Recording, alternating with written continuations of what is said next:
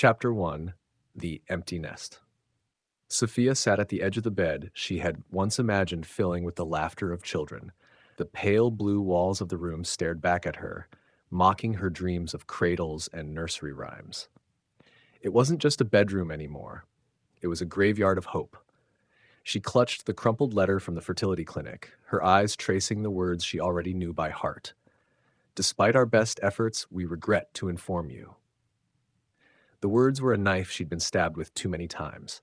She had stopped counting the failed rounds of IVF, the invasive procedures, the endless blood draws. Now, at 38, the doctors had finally closed the door. She wasn't going to be a mother, at least not in the way she'd always dreamed. Still sulking over that letter, Daniel's voice pierced the heavy silence as he walked into the room, loosening his tie. Sophia glanced up, startled. She didn't realize she'd been gripping the letter so tightly. "It's not just a letter, Daniel," she said, her voice trembling. "It's the end of everything I wanted, everything we wanted. Maybe it's time to move on." His tone was sharp, almost indifferent. He shrugged out of his suit jacket and tossed it onto the chair. "Move on?" Sophia felt her chest tighten. "How do you move on from losing something you've fought for your entire life?" Daniel sighed, running a hand through his neatly combed hair. "We've been fighting for this for years, Sophia. Maybe it's time to face the truth. Maybe it wasn't meant to be." The words hit her harder than the letter ever had. She stared at him, searching for the man she had fallen in love with. He wasn't there. Not anymore. Not anymore. "What happened to you, Daniel? You used to want this as much as I did." "I grew up," he snapped, his voice rising. "I stopped chasing impossible dreams. Maybe you should too." The room went quiet, the tension between them heavy and suffocating. Daniel walked out, leaving her alone with her grief. Sophia sat in the silence, her hands trembling as she folded the letter and placed it in the nightstand drawer. Her marriage was unraveling, thread by thread. She wasn't sure what hurt more, the loss of a child or the loss of the man she thought she knew. But that night, as she lay in bed staring at the ceiling, something inside her stirred. Maybe Daniel was right. She couldn't keep living in the shadow of a dream that refused to come true. But giving up didn't mean surrendering to emptiness. The next morning, she found herself sitting in front of her laptop, her fingers hesitating over the keyboard. Her heart raced as she typed the words, "Adoption agencies near me." Chapter 2: Building a Family. The first thing Sophia noticed about Lila was her silence. The little girl sat on the edge of her bed at the orphanage, legs swinging slightly, her dark curls framing a face far too solemn for her age. She clutched a worn stuffed bunny, its one remaining eye staring out at the world. "This is Lila," the social worker, Miss Carter, said, gesturing to the child. "She's 6 years old, loves to draw, and is a little shy. She's been here for almost a year now." Sophia knelt down, her heart already tugging her toward the small figure. "Hi, Lila. I'm Sophia." Lila's eyes flicked up briefly before settling back on her bunny. "Hi." It wasn't much, but it was enough. Sophia felt it, the inexplicable pull, the certainty that this was the child meant to fill the hollow ache in her chest. 2 weeks later, Sophia walked through the front door of her home with Lila's small hand in hers. "Welcome home," she said softly, leading the little girl inside. Daniel stood stiffly in the living room, his arms crossed. His smile was forced, and Sophia could see the tension in his jaw. "Hi, Lila," he said, his voice awkward. I'm Daniel." Lila glanced up at him, then at Sophia, before nodding. "Hi." Sophia crouched down beside Lila, her voice gentle. "This is your home now, sweetheart. You're safe here." For the next few days, Lila stayed close to Sophia, her small presence quiet but constant. She trailed behind her like a shadow, watching, waiting. It was as if she was testing the waters, unsure if this new world was real or just another fleeting moment of kindness.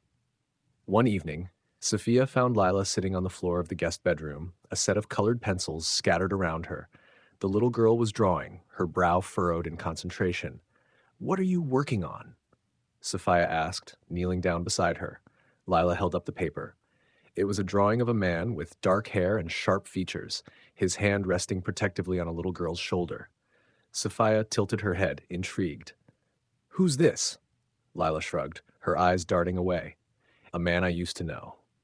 Sophia felt a chill creep up her spine but forced a smile. "It's a beautiful drawing. You're very talented." As the days turned into weeks, Sophia and Lila began to form a bond. Lila's laughter, rare as it was, became Sophia's new favorite sound. They baked cookies, read bedtime stories, and painted together. But Daniel remained distant. He avoided Lila, burying himself in work and retreating to his office whenever he could. It hurt Sophia to see him so disconnected, but she told herself it would take time. One evening, as Sophia tucked Lila into bed, the little girl spoke in a small voice. "Does Daniel not like me?" Sophia's heart clenched. She smoothed Lila's curls and kissed her forehead. "Oh, sweetheart, he just needs time. I promise. He'll come around." But Sophia couldn't ignore the way Daniel avoided eye contact with Lila or the stiffness in his posture whenever they were in the same room. The first crack in the facade came one rainy afternoon. Lila was playing with her stuffed bunny in the living room while Sophia folded laundry. Daniel walked in, his face pale, his hands trembling slightly. Sophia frowned. "Daniel, are you okay?" His eyes darted toward Lila, then back to Sophia. "I'm fine," he said quickly, too quickly. But as he turned to leave, Lila's voice stopped him. "Do you remember me?" Daniel froze. The room went silent. Sophia looked between them and saw confusion twisting in her chest. "Lila, what do you mean?" The little girl shrugged, her gaze fixed on Daniel. "I think I've seen him before." Sophia's heart began to race. "Daniel?" He forced a laugh, though it sounded hollow. She must be mistaken. Kids say the darndest things. Without another word, he left the room, leaving Sophia staring after him, a gnawing unease settling in her stomach. That night, as she lay in bed beside her husband, Sophia couldn't shake Lila's words. She turned to Daniel, her voice barely above a whisper. "Daniel, is there something you're not telling me?" He didn't answer, pretending to be asleep.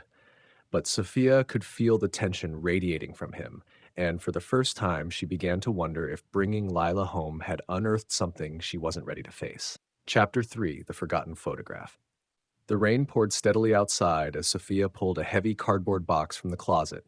She had been meaning to clean out the storage for years, but life had always gotten in the way. Now, with Lila's arrival, it felt like the perfect time to make room for new memories. "Lila," she called, glancing over her shoulder. "Want to help me sort through some old things?" Lila peeked into the room, her stuffed bunny clutched tightly in her arms. "Okay," she said softly, settling beside Sophia on the carpet. They began sifting through old photo albums, Sophia occasionally holding up a picture to show Lila. "This was me and Daniel on our honeymoon," she said, smiling wistfully at an image of her and Daniel on a beach, their faces sun-kissed and carefree. Lila studied the photo for a moment before returning to her bunny. "You look happy," she said simply.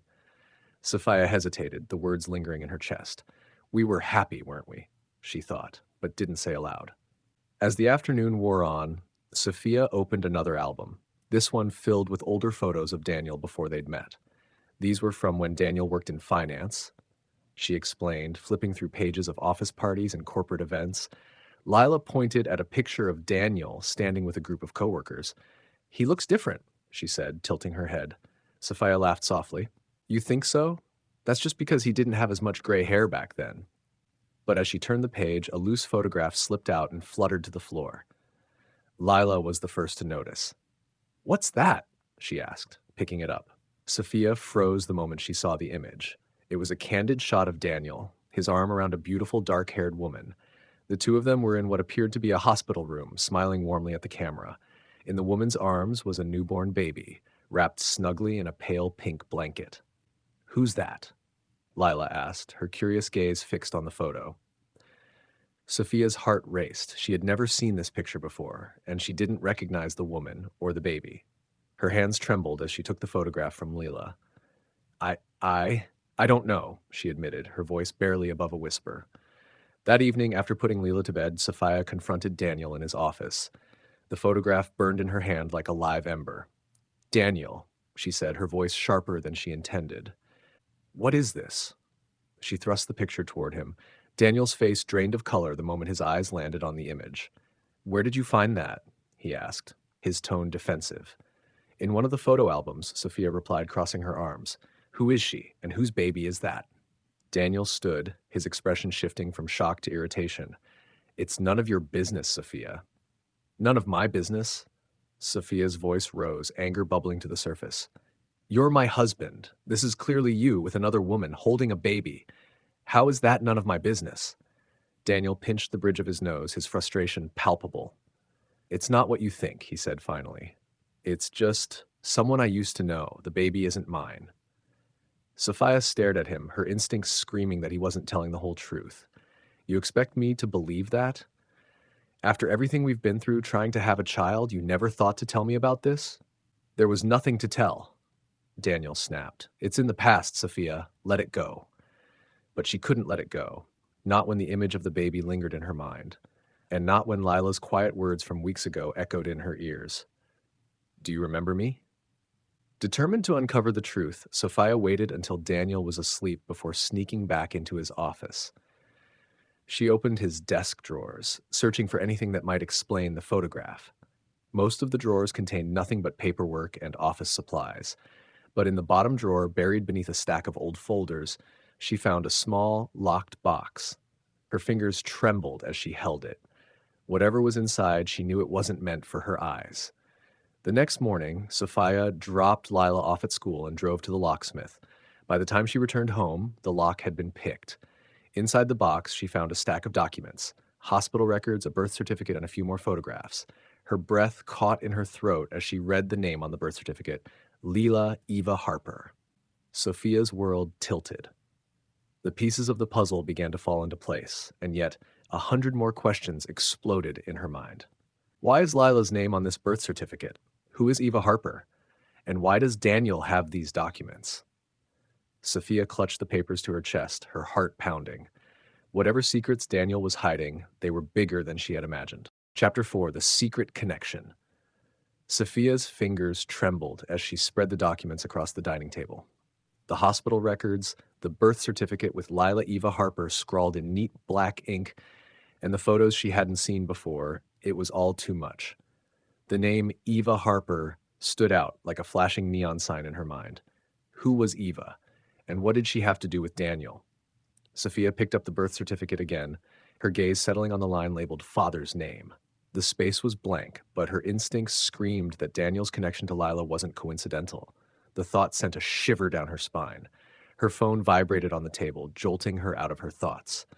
It was the social worker, Miss Carter. Hi, Miss Carter, Sophia said, trying to keep her voice steady. Good afternoon, Sophia. I wanted to follow up and see how Lila's adjusting, Miss Carter said warmly. Sophia hesitated. She's doing well. Actually, I was wondering, do you have any information on her birth family? Anything about her mother? There was a pause on the other end. We don't typically provide much information unless it's deemed necessary, but in Lila's case, Miss Carter's tone grew cautious. Her mother, Eva Harper, passed away under tragic circumstances. She didn't list a father on the birth records, and there were no other known relatives, which is why Lila was placed in the system. Sophia swallowed hard. What happened to her mother? I'm afraid I don't have all the details, but I believe it was ruled an accidental overdose. Eva Harper was found in her apartment about a year ago. The words hung heavy in the air. Sophia thanked Miss Carter and ended the call, but her mind was racing. Overdose? An accidental overdose? A child left behind with no father listed? And somehow Daniel had documents connecting him to all of this? That evening, Sophia couldn't contain her suspicions any longer.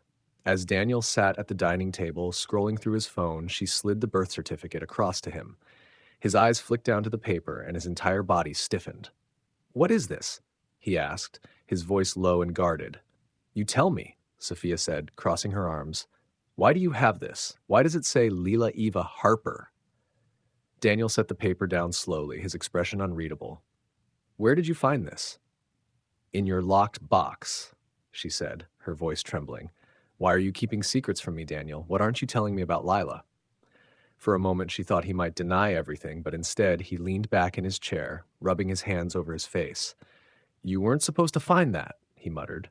Clearly, Sophia snapped. So tell me the truth. Who is Eva Harper, and why is our adopted daughter's name on this birth certificate? Daniel hesitated, his gaze shifting away from her. Eva Harper was someone I used to know, a long time ago. Sophia's chest tightened. Define used to know. She was someone I had an affair with. The words hit Sophia like a punch to the gut. Her legs felt weak, and she gripped the edge of the table for support. You had an affair? She whispered. It was before we got married, Daniel said quickly. It ended years ago, long before you and I, Sophia, it was over. I never even knew she had a child. Do you expect me to believe that? Sophia's voice cracked. You're telling me it's just a coincidence that we adopted her child? That you didn't know? I didn't know, Daniel insisted, his voice rising. I swear, Sophia, I had no idea Lila existed until you brought her home. Sophia shook her head, tears blurring her vision. Then why do you have her birth certificate? Why do you have hospital records? You're lying to me, Daniel. Daniel stood, his expression hardening. I'm not lying. I found out after she moved in. I didn't know how to tell you, how to explain it. I didn't want to ruin everything. Ruin everything? Sophia's voice broke. Do you have any idea how this makes me feel? I've been pouring my heart into this child, trying to give her a safe, loving home, and all this time, you've been hiding the truth from me? Daniel looked away, guilt written all over his face. I didn't want to lose you. That night, Sophia couldn't sleep. She lay awake, staring at the ceiling, her mind replaying Daniel's confession over and over. An affair. A child he didn't know about, or so he claimed. But something about his story didn't sit right. Why did he have those documents? Why had he kept them hidden? And why had Eva Harper never come forward? The next morning, Sophia made a decision. She would find out the truth, no matter what it took. She waited until Daniel left for work, then pulled out her laptop and began searching for any information she could find on Eva Harper. What she discovered sent a chill down her spine. An old news article detailed Eva's death, calling it an accidental overdose. But buried in the comments section was a chilling accusation. Eva Harper didn't overdose. Someone wanted her out of the picture. Ask the father of her child. He knows more than he's letting on. Sophia stared at the screen, her heart pounding. Was Daniel hiding more than an affair? Could he have been involved in Eva's death? As she glanced toward Lila's bedroom, a wave of determination washed over her. Whatever the truth was, she owed it to Lila and to herself to uncover it.